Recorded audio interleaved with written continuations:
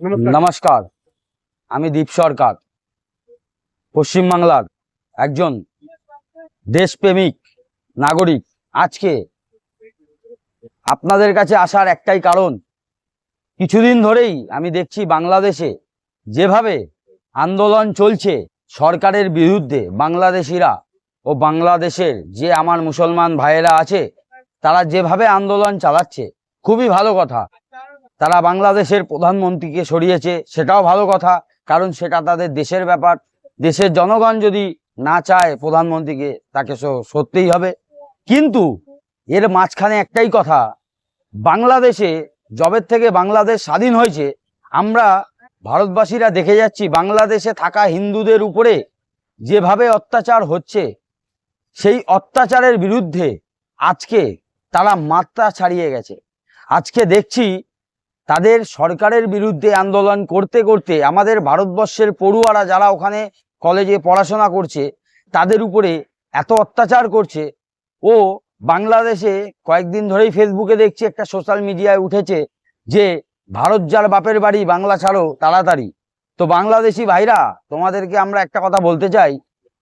আজকে আমি দীপ সরকার বলছি, আগামী দিনে যদি হিন্দুদের উপরে আঘাত একটাও আসে, আমি সমস্ত পশ্চিমবাংলাবাসীকে নিয়ে রাস্তায় নামবো, আন্দোলন করব, আপনাদের বিচার চাই। কারণ যেখানে যেখানে হিন্দুরা আছে, সমস্ত হিন্দু আমার ভাই।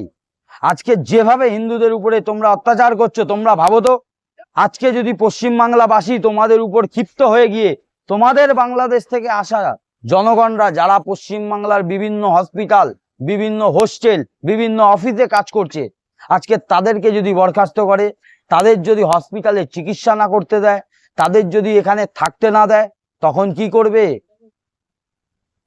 আর আমি বললাম, তোমরা যেমন স্লোগান তুলেছো যে ভারত যার বাপের বাড়ি, বাংলা ছাড়ো তাড়াতাড়ি, কালকে যদি পশ্চিমবাংলায় আমি ও আমার সাথে সমস্ত পশ্চিমবাংলাবাসী যদি কালকে আন্দোলনে আমরা নারা তুলি যে বাংলাদেশ যার মায়ের বাড়ি, বাংলা ছাড়ো তাড়াতাড়ি, তাহলে তোমরা যাবে কোথায়? দেখো গিয়ে তোমার কোনো মা, তোমার কোনো ভাই, তোমার কোনো বোন তারা বাংলায়, পশ্চিমবাংলায় আছে। তাই তোমাদেরকে চেতনা দিলাম, এখনো বলছি, তোমরা ভারতের সাথে লেগো না। এবং যদি এরপর কোনো হিন্দুর উপরে আঘাত আসে, তাহলে আমি ও আমার সমস্ত কর্মীদের নিয়ে গোটা বাংলা অবরোধ করে দেবো। বাংলা অবরোধ করে বাংলাদেশকে শিক্ষা দিয়ে দেখাবো আমি। তোমরা সরকারকে শিক্ষা দিয়েছো, ভেবো না পশ্চিমবাংলা নেতাজি সুভাষচন্দ্র বোস, শ্যামাপ্রসাদের বাংলা। এ বাংলায় আমাদের মতনও কিছু দেশপ্রেমী আছে। আজকে আমি ও আমার মতন যারা দেশপ্রেমী আছে, যারা ধর্মপ্রেমী আছে, আজকে তাদের নিয়ে রাস্তায় নেমে আন্দোলন করব।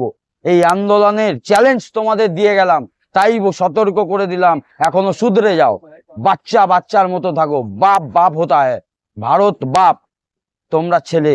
তাই বলছি, ভুল হয়েছে, শুধরে নাও। আজকে তোমাদের মুসলমান ভাইরা আমাদের হিন্দুস্তানে, ভারতবর্ষে কত জায়গায় আছে বলো তো? তাদেরকে গিয়ে জিজ্ঞাসা করো তুমি যে তারা কি অত্যাচারে আছে, তারা কি কোনো অত্যাচারে আছে? না।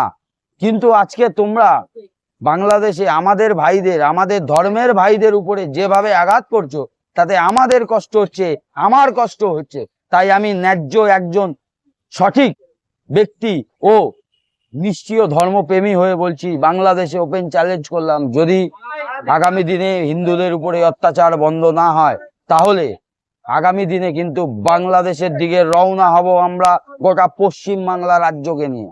আজকে পশ্চিমবাংলায় যে হাল চলছে, সেই পশ্চিমবাংলার হাল দেখে তোমাদেরকে বলছি, তোমরা দেখতে পাচ্ছ আজকে পশ্চিমবাংলায় একটা নারীর উপরে আঘাত করাতে কি হয়েছিল। আজকে যদি এটা মুসলমানের কোনো মেয়ে হতো, তখনও কিন্তু পশ্চিমবাংলার সমস্ত মানুষ রাস্তায় নামতো। আর আজকে তোমরা কি করছো? তোমরা খেলা হেরে গেলে তোমরা ওখানে হিন্দুদের মারছো, তোমরা কলেজে হেরে গেলে হিন্দুদের মারছো। এগুলো করো না ভাই। তোমাদের বলছি, ওপেন চ্যালেঞ্জ করছি, বাংলাদেশিদের চ্যালেঞ্জ করছি, মুসলমান ভাইদের চ্যালেঞ্জ করছি, ও তাদের পিছনে যারা মগজ দিচ্ছে যে হিন্দু কাফের, হিন্দুদের মারো, হিন্দুদের কাটো, আমি বারবার বলছি, আমরাও কিন্তু মারতে জানি এই বাংলায়। তাই বলছি, পশ্চিমবাংলার জনগণ এখনো শান্ত আছে, পশ্চিম বাংলার কোনো জনগণ যদি ক্ষিপ্ত হয়ে কাউকে যদি আঘাত করে, তার দায় কিন্তু আমরা নেব না।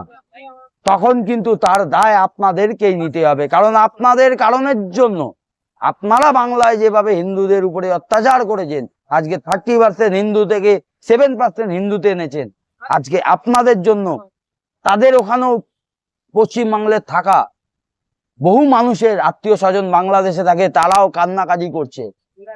আজকে যদি তারা ক্ষিপ্ত হয়ে গিয়ে এইখানে বাংলাদেশিদের উপরে অত্যাচার করে, তখন তোমরা যাবে কোথায়?